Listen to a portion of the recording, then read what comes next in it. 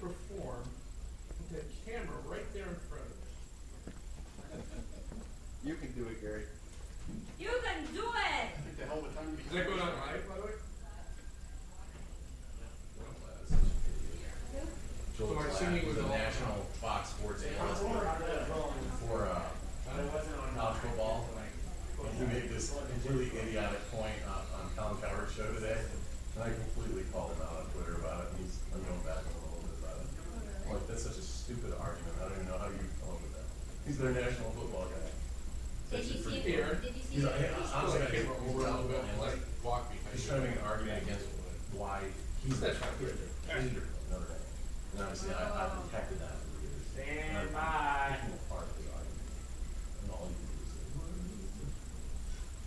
Today's strong winds are starting to die down a little bit. They'll die down a lot more overnight. But tomorrow those winds will shift around to the northeast, and the next storm system will come in. And this one could be a winter storm for a large part of our viewing area. Winter storm watches in effect from 6 p.m. tomorrow until 3 p.m. Saturday for Dane County and areas to the south. It starts at 9 p.m. Friday through 6 p.m. Saturday for southeastern Wisconsin, including Jefferson and Walworth counties. And already to the west, we have winter storm warnings that have been issued from 6 p.m. on Friday through noon on Saturday for Grant County as well as eastern Iowa and northwestern Illinois. Now, as we take a look at the projected snowfall amounts, it looks like the heaviest amounts will be along and just to the south of Wisconsin-Illinois state line. 8 and 9 inch amounts around Platteville and areas to the south. Probably looking at good 4 to 6 inches here around Madison, with lesser amounts, a couple of inches up toward Marquette and Green Lake counties north of Wisconsin Dells. Live view from our WIC Skycam. It's a pretty quiet night other than the strong winds here in Madison. High today 44, the low 35. That 44 degree high was actually early this morning. We're at 36 now with mostly cloudy skies, winds out of the west at 12 gusting at 29 miles per hour, knocked the wind chill down to 28 degrees. In fact, temperatures are in the mid-30s through most of southern Wisconsin. If you factor in those winds that are sustained in the 15 to 25 mile per hour range and seeing some wind gusts still between about 30 and 35 miles per hour in a few spots, including Camp Douglas at 33 miles per hour, that's dropping those wind chills into the mid to upper 20s. That's what it feels like. Even teens already for wind chills up in northern and central Wisconsin. Weather track shows some clouds, a few flurries falling out of those clouds, but they're not reaching the ground. This storm system is pulling away. That's the one with the windy storm that we've been dealing with for the last couple of days. The next storm is starting to pull into the central Rockies. That has a lot of cold air associated with it. In fact, the main area of low pressure is located in Wyoming, and colder air also to the north will slowly sag southward. So the storm system will move right along the southern periphery of that cold air mass. So temperature should be cold enough for mainly snow to fall here.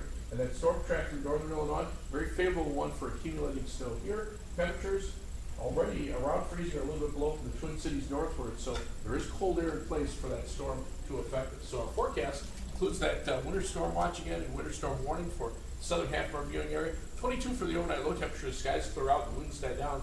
Tomorrow we'll see some sunshine in the morning, then clouds move into the afternoon and some snow late in the day. High temperature at 38 degrees. You can see on super resolution future track things pretty quiet overnight. Skies will clear out, and that will allow temperatures to fall into the 20s. Tomorrow the clouds will move in pretty quickly by mid to late morning, and then the snow will arrive by late afternoon. Again, the snowfall amounts a couple of inches up north, 5 to 6 inches around Madison, and maybe around 8 or 9 inches down near the Illinois state line. 7-day forecast, you see those temperatures stay cold with snow on the ground through Sunday. Monday will be back up around 40. It'll take a couple of days to melt several inches of snow. Maybe by Thanksgiving it'll be gone. By that time it'll be dealing with rain showers. High temperatures will be in the mid to upper 40s. Zero temperatures at least for a little while back. Thank you, Gary. You're all right. Darlington gets a state record, but not a state championship at Camp Randall. Story coming up in sports.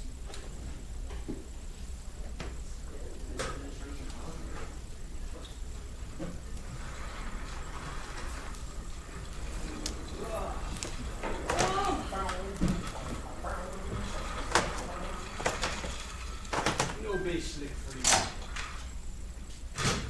Stop it, you idiot.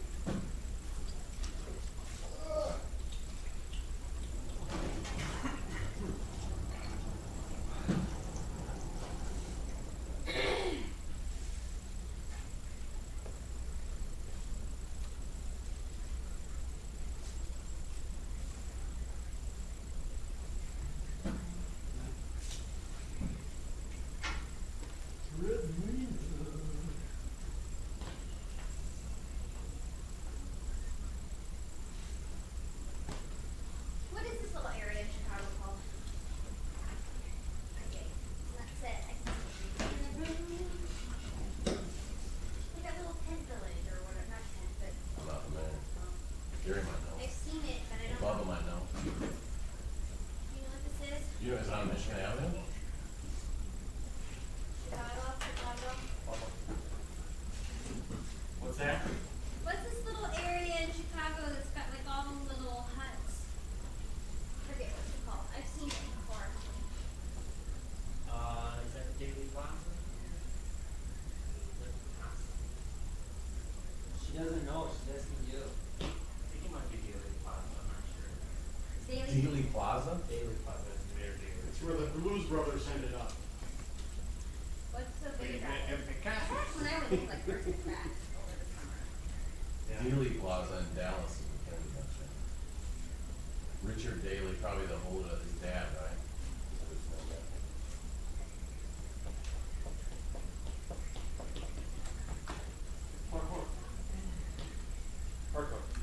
That would be in the top 5 Blues Brothers. 30. Well, top 10.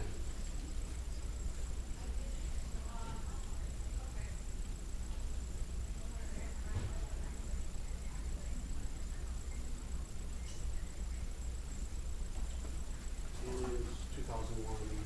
10 seconds. Goodfellas.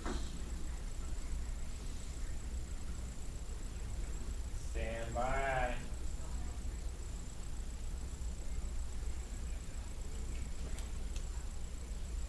The Darlington Redbirds have been knocking on the door of another state football championship. In 2013, Shiocton beat them in the final. Last year, St. Mary's Springs beat them in the final. This afternoon, another rematch with Springs in the Division 6 championship game. The Redbirds down 14-0. Watch this kick return by Hunter Johnson. He breaks into the clear.